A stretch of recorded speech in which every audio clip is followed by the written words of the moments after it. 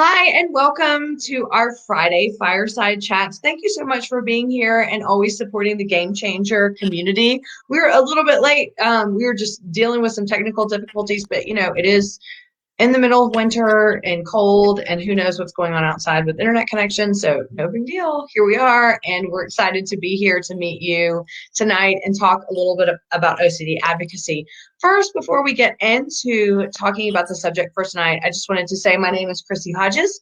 I'm the executive director of OCD Gamechangers. I'm also an OCD advocate, author of Pure OCD. I co-founded OCD Peers over here. There we go. Where we run groups, and I do peer support consultations around the world and referral consultations to help connect people to therapists. OCD Gamechangers is a nonprofit. We're committed to creating community, creating awareness, being able to bring people together and create solutions to some of our biggest obstacles in the OCD community. One of the things I wanted to talk about tonight is our campaign that we are doing all month in partnership with Tawana Watson on Black History Awareness Month. We decided that this month what we would do is we're looking at Black history, and we want to be really honest about the Black history and mental health. There's not that much positive to talk about. And so what we wanted to do is really talk about the barriers that people experience in the Black community when it comes to mental health. I personally, thanks so much to my friend Tawana, who's helped open my eyes to a lot of what her community has gone through. I've done a lot of research in the last couple of days, and I will tell you, as much as I felt like I was educated, it has been mind-blowing, astounding. I have felt nauseous at all of the information I did not know about the history of the Black community and mental health. I really would encourage you to pay attention to the campaign that our spokesperson on the campaign, Tawana, has put together at some of the barriers we are going to expose. And you probably will learn a few things about why mental health has not been something that has been readily available, something that the Black community wants to pursue, and something that they deserve. Intermittently in there, we're also going to talk about some people in the Black community that have been heroes in the mental health community. But again, you might not know about them. I didn't know about them. And so we're going to highlight those people and the barriers that they have broken down. It's been hard enough for me, and it's February 5th. We've got a long way to go, and we've got a lot to learn. I hope you'll get on board and hear what we're trying to say. Please don't jump to conclusions before you understand what the campaign is about. And I am excited to hear your feedback during and once it's over. I want to let our guest introduce himself. I'm really excited to have him on board tonight. We're going to talk about advocacy and what it's like to become an advocate, because he has firsthand knowledge of literally in the time frame of like the last year, if not even a few months. So yeah. Kyle, please introduce yourself to our community. Well, it's awesome to be here, and I can't thank Chrissy enough for asking me to be on this. Oh, hang on, my puppy is making noise right now, so 1 second. He's like, I want to be part. He wants to be part of this. 1 second, let me grab her.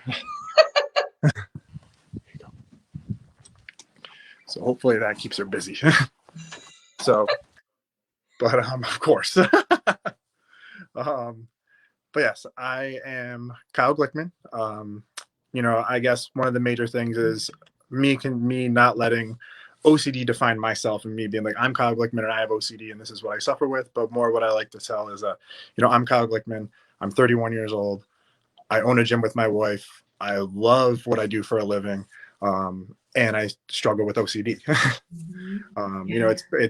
It's part of me, but it doesn't define me. Mm-hmm. Yeah.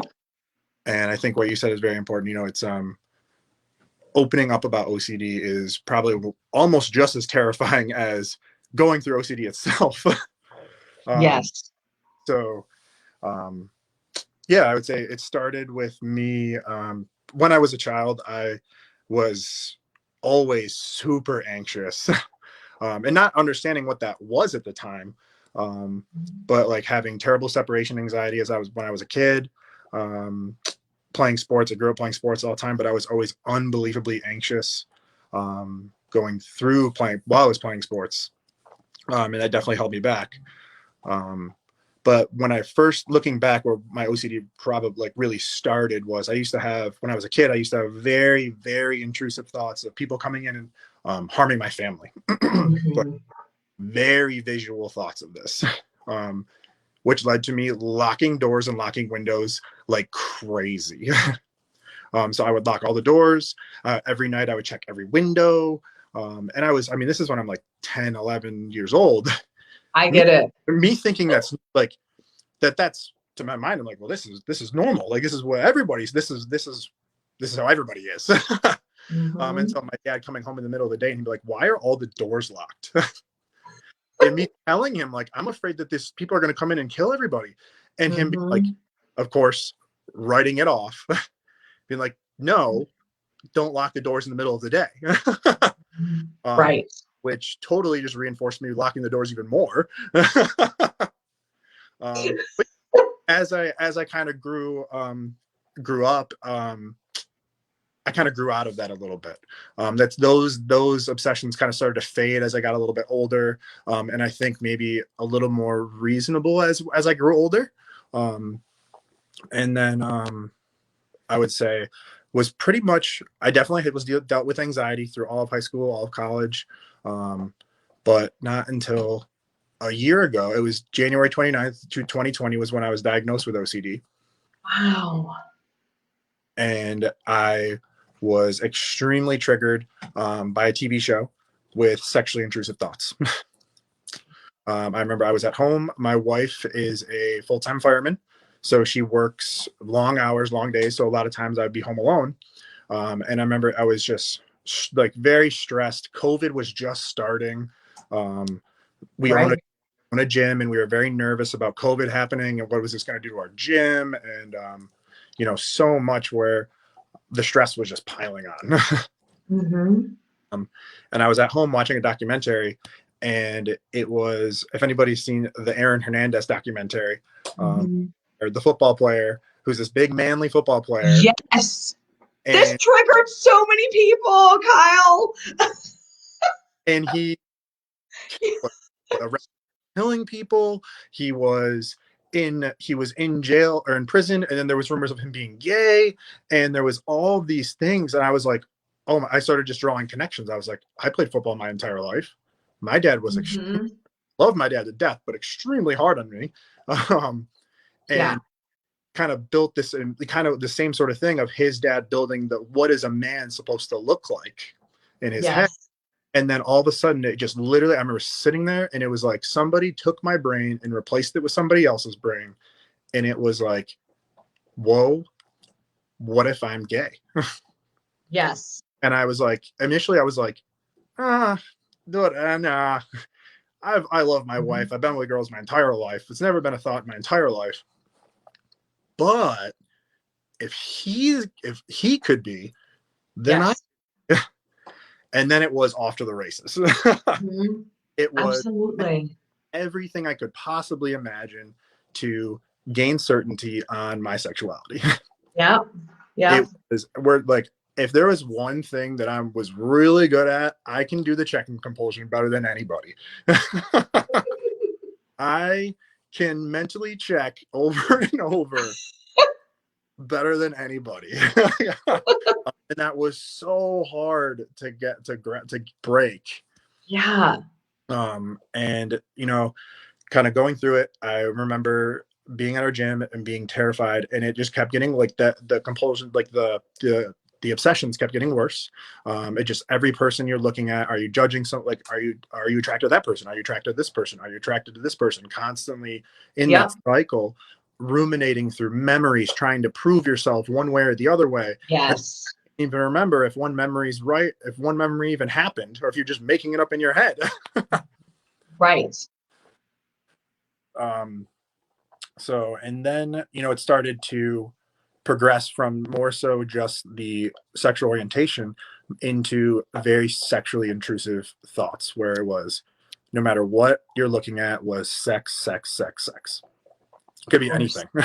Anything and everything was triggering me to think about sex. And again, that was like extremely difficult to me, because it was something where I love my wife so much that it was like, how am I thinking about this when I love her? And it was just just kept crushing me, let alone questioning my sexuality. It was, okay, now I'm thinking about sex with anything and everything, and it just won't stop. Then as all this was happening, obviously it's building and building and building, and you're just doing compulsions to make it go away. Without at that time, I didn't know what it was. I didn't know what it was. I just knew that the compulsion was making me feel a little bit better. Wow. And then it would go away, but then it would come back worse, and I would do it again. And throughout that time, my sleep was just tanking.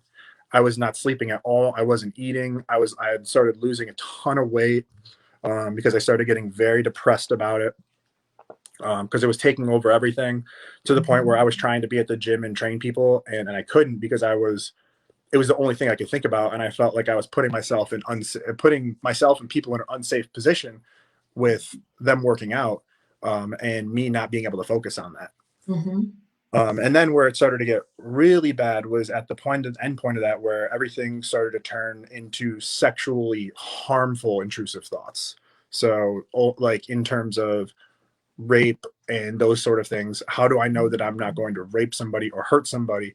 It was just so immense and so intense that at that point I stopped sleeping, because I was afraid that I was going to go to sleep and I would get up in the middle of the night and hurt somebody. Oh no. Or assault somebody. Yeah. And at this point, me trying to keep a grip on it all, trying to force myself to get into the gym, it was so brutal. And my wife, like, she started picking up on, she was like, something's wrong. Like, she knew something was wrong. Yeah. And I just remember looking her in the eyes and being like, this is what's it was probably the most difficult thing that I've ever done, was telling her that this was what I was suffering with. And this is what's going on in my head at a mile-a-minute pace. Right. And then at that point, I was like, you know what? I need to figure out what this is. Like, figure out what is going on. Started Googling things and found, at the time, it was intrusivethoughts.org.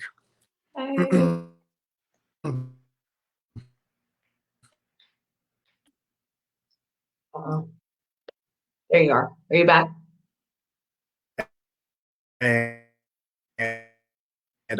I was like, oh my God, this is what's happening in my head right now.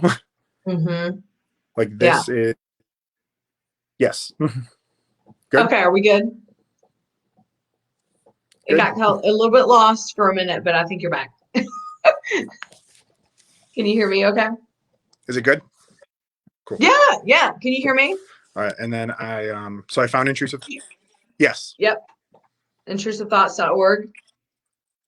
Back? Okay. Yeah. Started reading, and I was like, holy crap, this is really what's going on in my head. And but at first I was like, there's no way. Like, I don't have OCD. Right. Like, I don't have OCD. And, but I was like, you know what? Like, this is really it seems like this is what I'm suffering with. Let me do some research and find someone in the area who helps with this. And that's where I found Genesee Valley Psychology, which was ran by Dr. Lauren, who is amazing. Dr. Lauren Wadsworth. She is amazing. Good. And I remember I emailed her, and I was like, I need to meet with somebody now. And I got unbelievably lucky, because that next day I got to meet my therapist, Lynn, who is, man, if I could say that there's support is like one of the most important things through your recovery process of it. Like, she is awesome. She pushed me all the time. Good. But I met with her, and she was like, yep, I'm going to reassure you one time. This is what you're struggling with. and we're gonna and then she was like, our game plan is to get you through the weekend so I can meet with you on Monday. And it was Wow. before the Super Bowl. It was right before the Super Bowl, and I was like, I don't know how I'm gonna be able to go be with my family and watch this. I can't go. Right. I can't. Right. And she was like, the first thing we did was we established values. That was the one thing that we did that first session. She was like, let's work on your values, and we're going to start making decisions based off of those and not OCD. That's so She awesome. was like, you are going to go and sit as long as you can because you value being with your family, Hmm. and you will go and you will at least go. Yeah. And I was like, all right, I can do that. And it was, it was brutal because it's just, I bet. you're when you're in the midst of it, like, again, talking about the thoughts itself, but like when you're struggling with sexually intrusive thoughts and you're around your family, it is just unbelievably debilitating. I know. Um, and I made it through that, and then on Monday we went in and we went right into ERP, and we started with, it's awesome because ERP is, I draw so many similarities to training on how you build your hierarchy, Hmm. and that's just like training when you're weight training, and we build different programs, and they build off one another. Oh. And it made so much sense to me. I was Hmm. terrified, absolutely terrified. Yeah. It was like her telling me that I had to write a script about this. I was like, I can't. Like Yeah. couldn't even write the words. Right. um so working through that, started getting better, but the checking compulsion was just taking over. It was still just taking over, Hmm. to the point to where I remember feeling this immense out of body feeling.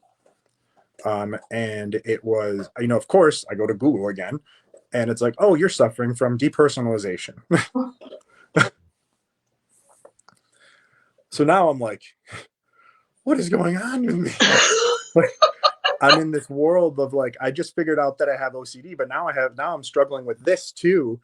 And it was just layered on top of one another. And then at that point, depersonalization started to take over because I was so far gone Right. anxiety wise that Right. everything would just felt like a different world, a dream. Nothing felt real, Hmm. which that scared me more than anything, Yeah. because I thought that I was stuck like that forever. And so, of course, the checking compulsion was, am I here? Am I really here? Is this real? Am I Kyle? I just constantly in your head trying to find things to do. And I used to do this thing where I used to pinch my nose to tell me that, oh, I'm feeling that I'm here right now. Hmm. Wow. And it's like you look back at it and you're like, man, I can't believe that was the thing that comforted me so much Hmm. back then. Because you look at it, you're like, what? But at the time, it was like that was the thing that got me through. Survival. That was what got me through the day. It was survival. And it reached a point to where so I was really, really struggling at that point. Going to therapy, but I would go into therapy with Lynn, and she would look at me and she'd be like, we can't do this right now because you're so gone. You're so tired. You just like, when you need to take a break. So I remember we sat down and she was like, we're just going to do a meditation together today. I fell asleep in like 3 minutes in her office. Wow. it was I woke up in a chair outside of her office.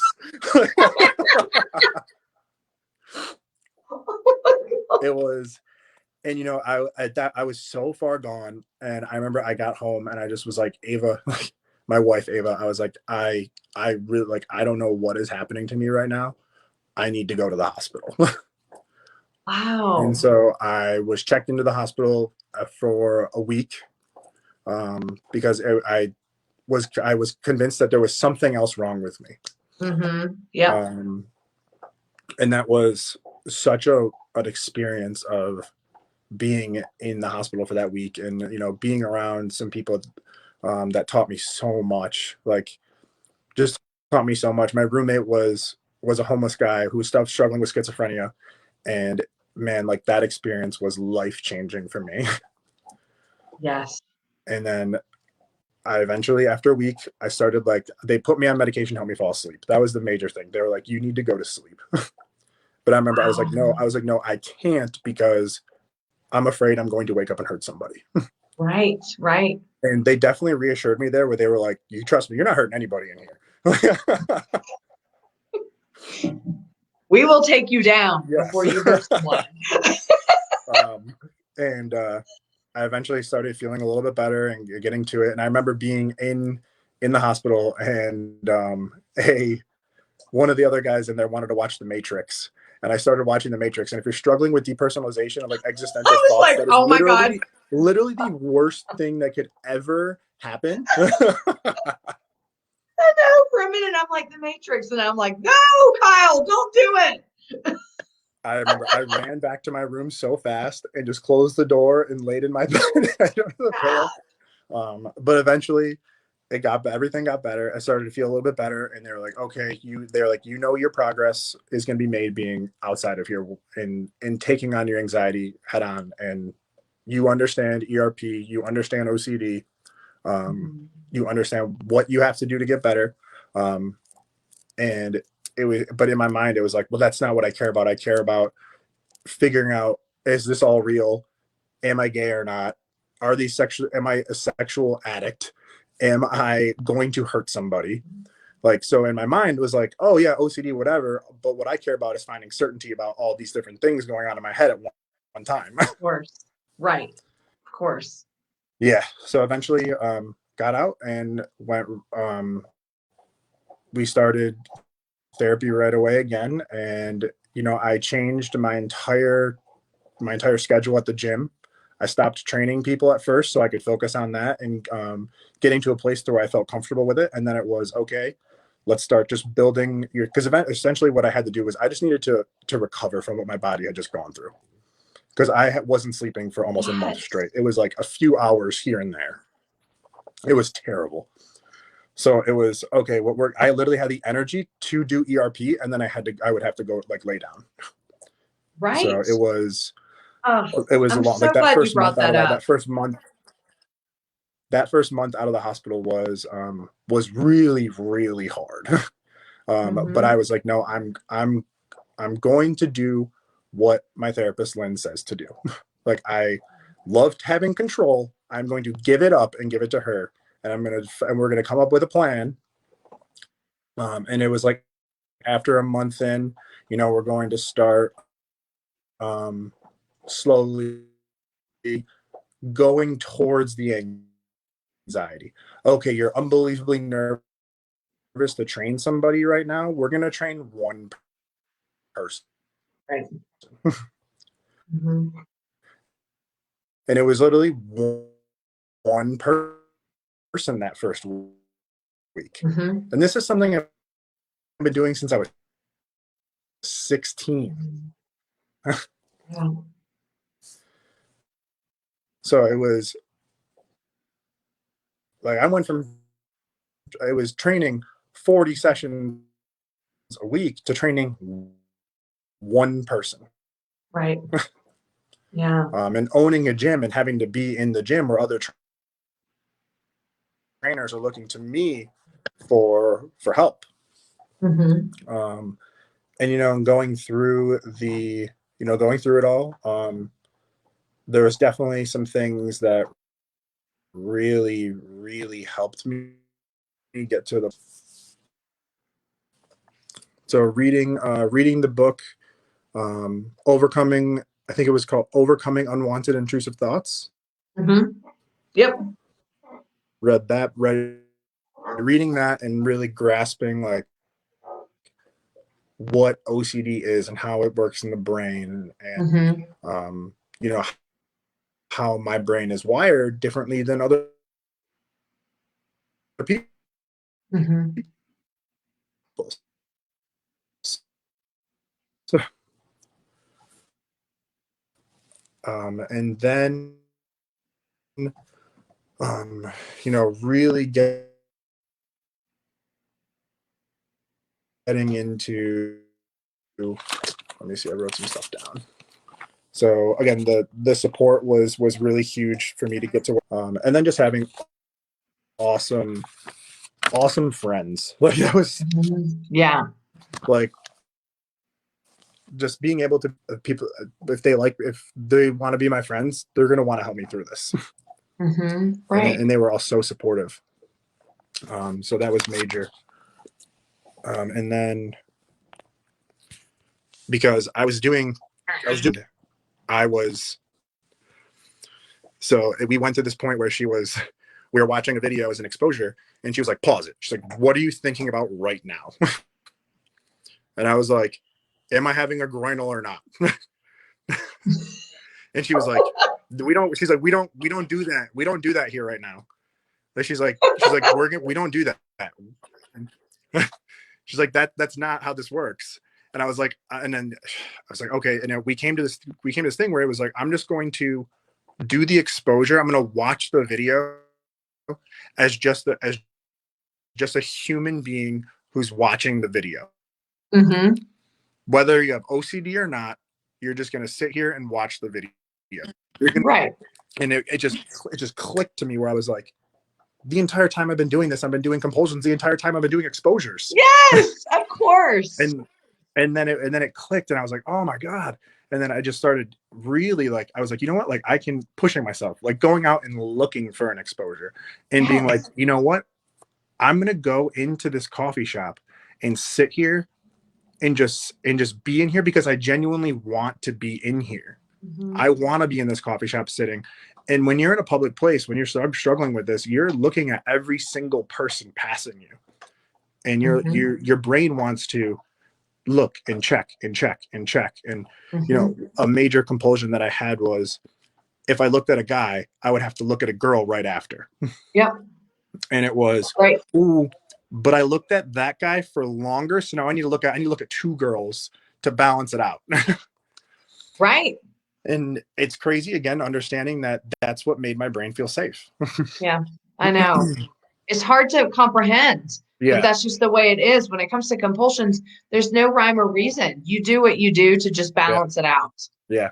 So, you know, and then I guess another thing that was major for me was really establishing a mindfulness practice and meditation. That has been, when I first started meditating, I started meditating before I was diagnosed with OCD.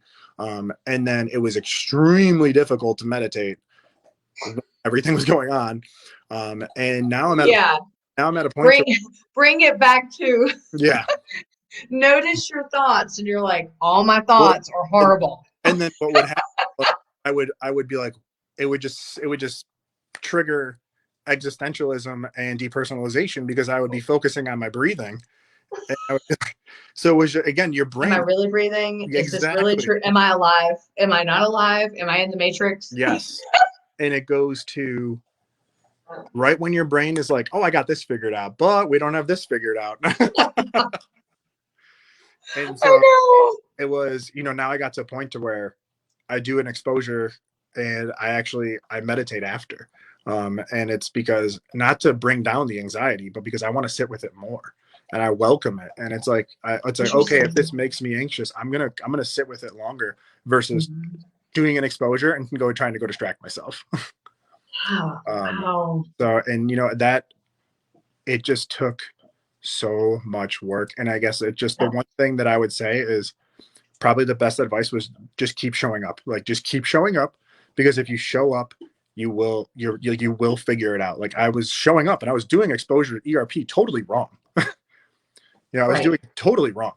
But eventually my brain, I figured it out. And if I were to give up on it, I would still be struggling. Right. You know, and I'm not going to say that there's times where I don't struggle still. You know, thoughts, they don't go away. Right. But the best quote that I ever heard about for OCD with me specifically was, I think it was Dr. Phillipson. I think that's his name. And that would be my therapist. Yeah. Awesome. So when he spoke about, it was on the OCD Stories podcast. And when he spoke about the family that moved into the house with the train flying by, and all you hear is the train, and then they have people over and they're like, oh my God, I can't believe you deal with that noise. And they say, what noise? I know. That was like the moment where I was like, you're right. Like, I can totally live my life with this here. I don't need Exactly. I don't need to know the answer to this. I don't. I'm Mhm. going to live my life based off Right. my values. I love my wife. I'm going to live my life loving my wife. Right. Right. And again, I'm not going to say it's not difficult at times, because when you're triggered, it's difficult. Uh, Yeah. and you can be so far along in recovery, and all it takes is like one little thing to be like, ah, and just one little thing to push you that little bit. And I feel like you just have to fall back on, like, I have the skill set to Mhm. handle this. Mhm. Yeah. A funny story is that we just moved into this house about a little under a year ago, and I love this house so much. We live right by a train track. And I'm going to tell you, for the first 2 weeks of living here, I my brain kept wanting to latch on to, you're not going to be able to live here. You're not going to be okay with this because the train's going to drive you nuts. But then when the train would go through, I loved it. Every once in a while it squeaks and it's Yeah, annoying, but but it's I so love the sound. But my brain, this was the one time I was just like, yeah, right, OCD, like you're screwed, because it really, I got into this battle with my brain because my brain was like, you're not going to be able to handle this. You're going to go crazy. You're not going to be able to sleep. But I would go, but I like the train. And so I kind of obsessed about whether I was going to obsess about it. yep. But I love Phillipson's analogy. It's in the article choice. And eventually, um, I don't even notice the train anymore. Even in the middle of the night, sometimes I'll wake up and I'll hear the train and I don't even, um, This is there. yeah, exactly. So I do have some kind of follow up stuff that I wanted to say based on your story. First of all, you owning a gym and having sexual orientation OCD, holy hell. Like this is Yeah. Kyle, this is one of the biggest things that male, female, however you identify, people, gyms are the biggest trigger spot for people with sexual orientation Yeah. OCD, because you're in there, like people are wearing, barely anything People are half sometimes. naked. They're sweating. There's people bending over. They're making sex noises. There's They're locker rooms. There's grunting. showers. Yes, it is. It was. I'm telling you, there was times it was unbearable at times. It really was. Like, again, like I had to stop totally because I was just too overwhelmed. But yes, that. But I'll tell you what. Again, a great way for me. I feel like that's part of the reason why I was able to get to where I am, is that for me Yes. to live my life based off my values, which one of them is service, and especially being in the gym and working Yeah. with people. Um, I am not going to let OCD take that away from me, no matter how difficult that it is. And again, it Right. started with me going in the gym for an hour, getting back in the Right. gym for 1 hour, and then just Mm-hmm. slowly building myself back up. And then it's Mm-hmm. I'm in there more than ever now. Right.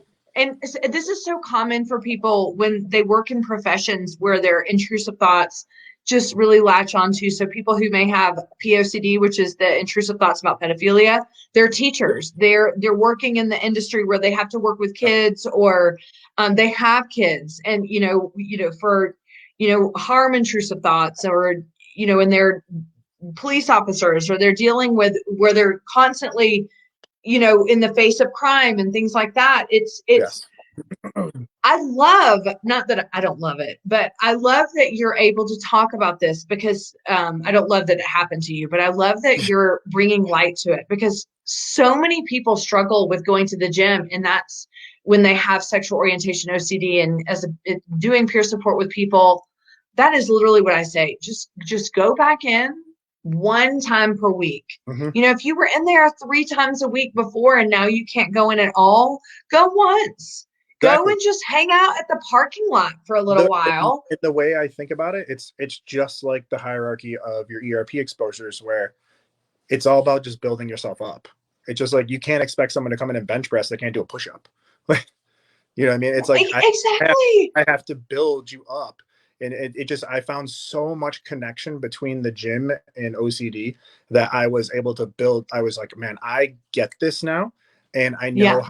I know how to take the steps to not beat this, but to learn to live with it. Well, that was another thing I wrote down actually as I'm an athlete, and I understand the process of training for something. And ERP is almost the same thing when you were talking about that of like building a hierarchy. You don't go in and bench press 180 if you Yeah. haven't bench pressed in The like ball. a year. Yes. That's the truth. Like for me, I would start with 50. Yeah. And No, that's what I you said. Like, build and stretch and you break that muscle down and it builds and you have to look at it as a process. And I think that for people with OCD, we get so black and white about, I just want to feel better and this should be able to work, when yeah. it is so behavior. You know, you do not, and my best analogy is the basketball. Like if you want to learn to dribble a basketball, you do not just go out and start dribbling the ball and think that you can look away and still dribble. You Yeah. practice for 6 weeks, 8 weeks, 12 weeks until finally you go out there and you're playing ball and you realize you're dribbling and not thinking about it. That is perfect. That's the mind body connection right there. And that's what we have to do with ERP. So your analogy is, I just so much appreciate it. Yeah. Again, it was one thing. It was a thing that really helped me a lot. And I think that being able to find some way to relate OCD to, like, in the OCD therapy of ERP to something that you can relate to, just Yes. really helps you grasp like what we're trying to do here. Because I was the same when I first started. I was like, I'm gonna do all the exposures because if I do the exposure, I'm gonna get better. In one day.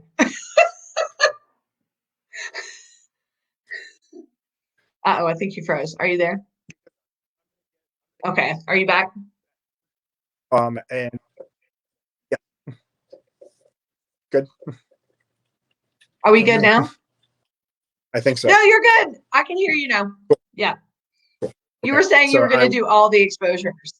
yes. So I was like, I'm just doing everything. I was like, I'm going to watch all these videos that are going to trigger me and I'm going to go out of my way and I'm going to go into the anxiety. And I'm like, I can do this. And it was just like a downfall. And it just, I was not there yet at all.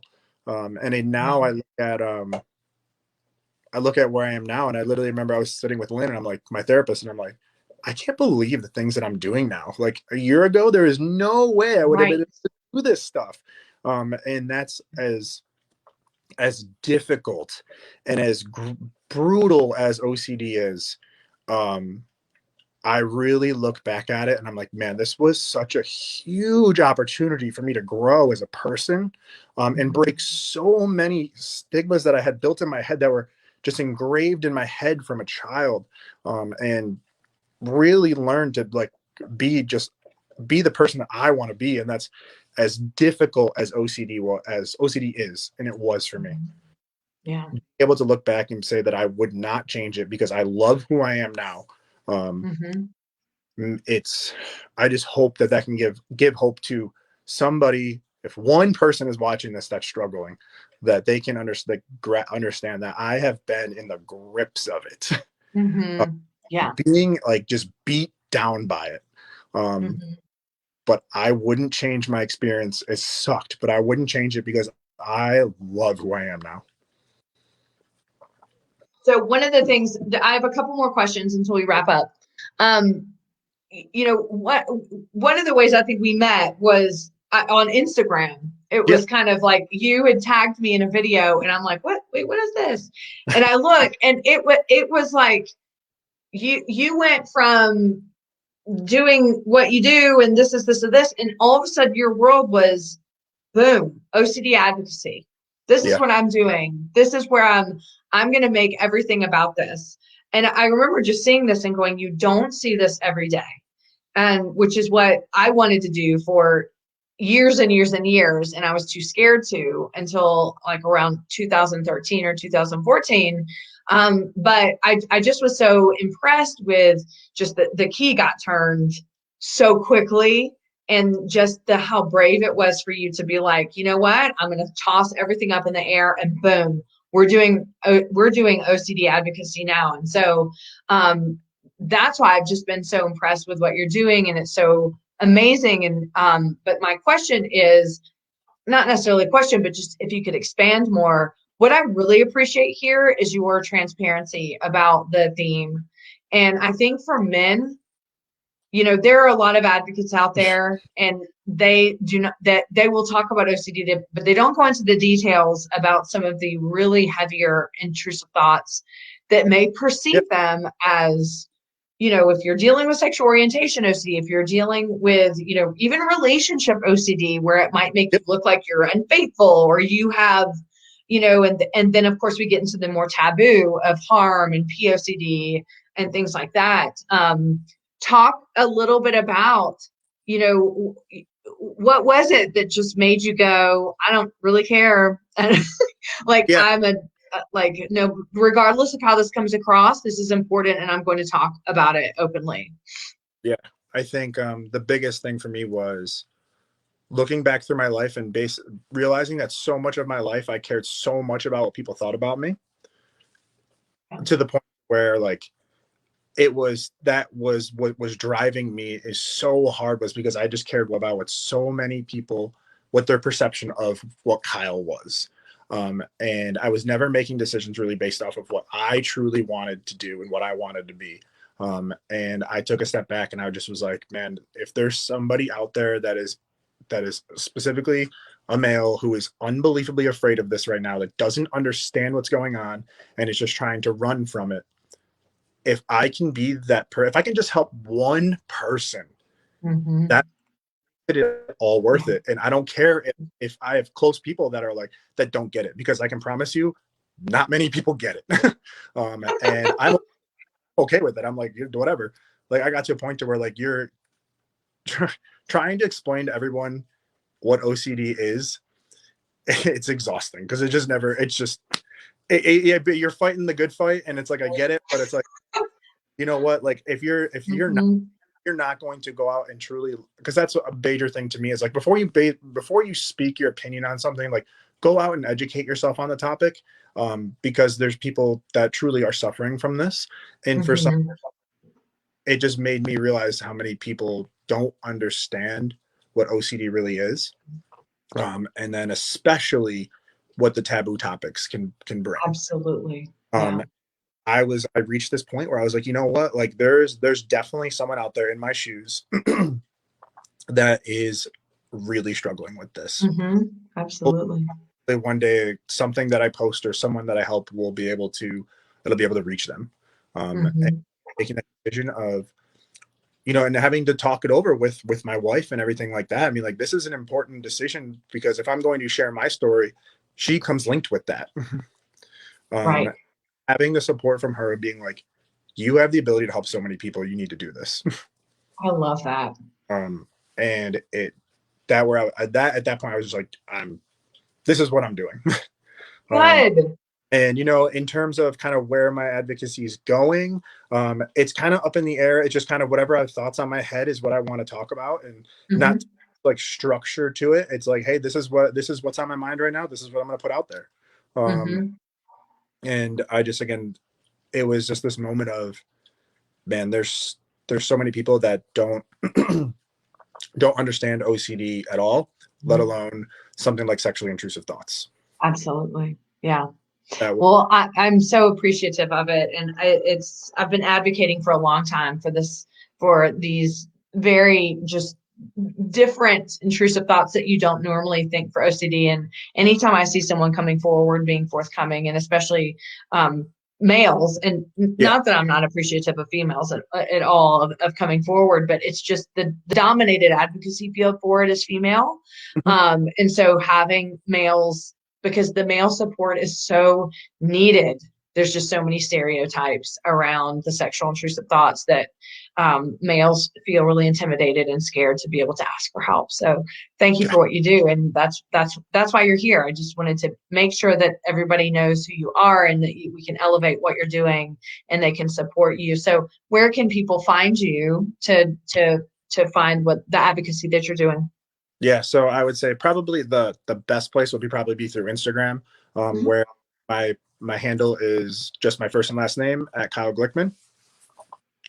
Um, that would definitely be the best place. Also on Facebook, I don't check Facebook as often as Instagram, but Mhm. definitely there. You can also, Okay. I also have a website. It's kyleglickman.com. Okay. Um, we'll slowly transition into a combination of my fitness stuff along with mental health stuff. That's Mhm. kind of a major goal of mine, is to be able to bridge the gap and bring it together. Uh, Awesome. which is starting in the fall. I will be going to school for my second master's in clinical mental health counseling. Um, Excellent. because I have such a passion bridging the gap between that. Um, Awesome. and obviously having a huge passion to help for OCD. um, Yeah. just Yeah. I truly feel like when somebody is suffering with OCD and they have that breakthrough moment that they just realize that, like, I've seen it in the groups that I go to, and like I see people like just have these moments, and I'm just like, oh, like I'm so Yeah. happy for that person because I've been there. Yeah. And start really living your life based off those values again. Yeah. Like that feeling of watching, because I know I felt it, and watching someone else come in and you can see their demeanor change week to week, and it's just like, wow. I know. It's magical, isn't it? It's magical. It's so Well, cool. so one of the things, just to wrap up, want to get your final thoughts, but also just more pointedly, you are someone that literally in the course of 12 months, your entire life has changed, but Yes. then it changed again by being able to receive adequate help and then making a decision. I'm going to speak out. This is what I'm going to do, and I'm dedicating my life to it. There are a lot of people out there right now that are feeling the same way and they're wanting to do something and they're scared, which of course it's always scary to come out with your Yep. story. So is there anything that you can leave our listeners with that can help to just give them that extra support or push or just love Yeah. of it's okay, put your story out there? I think it's kind of a way where when I first started training clients as a personal trainer, I was 18 years old. I was terrified, absolutely terrified. Social anxiety my entire life. But you know what? I got this advice from my first boss in the gym. He told me, Kyle, you need to start before you're ready. Start before you're ready, because you're gonna Yes. learn. You're gonna learn along the way, and you know what else Yep. you're gonna learn if you don't want to do this. Um, Yes. I'm writing and this down. yeah, he start, and and what I teach trainers come to me when they're starting and they're so nervous. They're like, I don't know if I can do this. I don't know if I can do this, and I'm like, well, we don't know if you can do this. Start before you're just start before you're ready. Right. With some little plan, just start executing the plan. Um, Yep. you'll learn really quickly if you want to do it or not. Right. And I think to create some reassurance, it's from when I started. When I started, the amount of outreach that I got back from people being like, "Oh my God, I can't believe you struggle with this, and you do everything that you do, and you're trying, and you're putting this out there." And other people being like, "Man, you have already helped me so much." Yes. You can't replace that feeling. So that's where I definitely would suggest, hey, start before you're ready. And you know what else I would add to that is you're never going to be ready. Yeah, never. You can never, never. And so just start, and then you'll find out that you've usually already surpassed being ready. Yeah, All it really takes is taking the risk and living with the uncertainty like we do every day with OCD. yeah. And that's why I definitely wore a Windsor shirt that says I'm okay with not knowing the answer. Yes. Awesome. Windsor Flynn. Yeah. That's her line. Well, thank you, Kyle. And I just want to reinforce, to those of you, this is what Game Changers, this is what we do.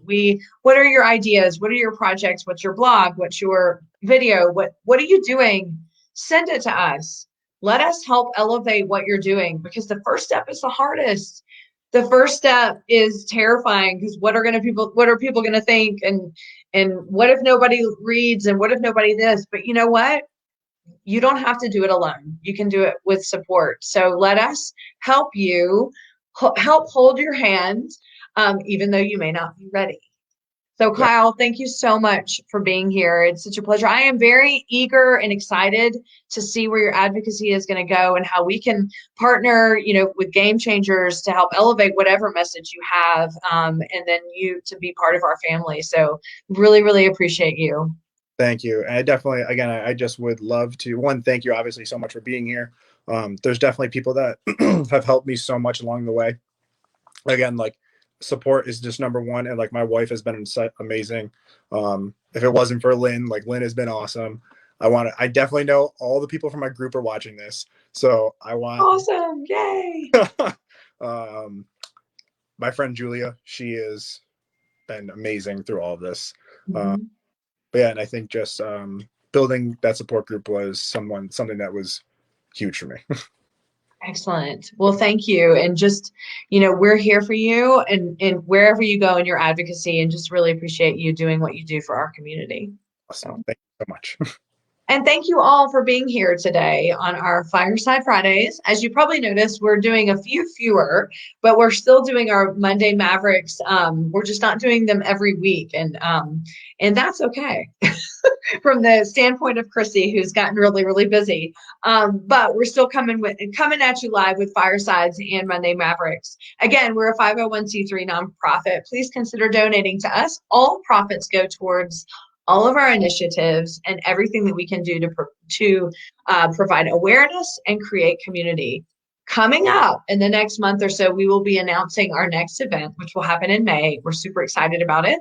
And we also have an addiction panel coming up for the next few months to support our community that suffers with OCD and addiction. We're really, really excited about being able to show up for you, give you a safe space to be able to talk about what you're dealing with, especially in this time of the pandemic.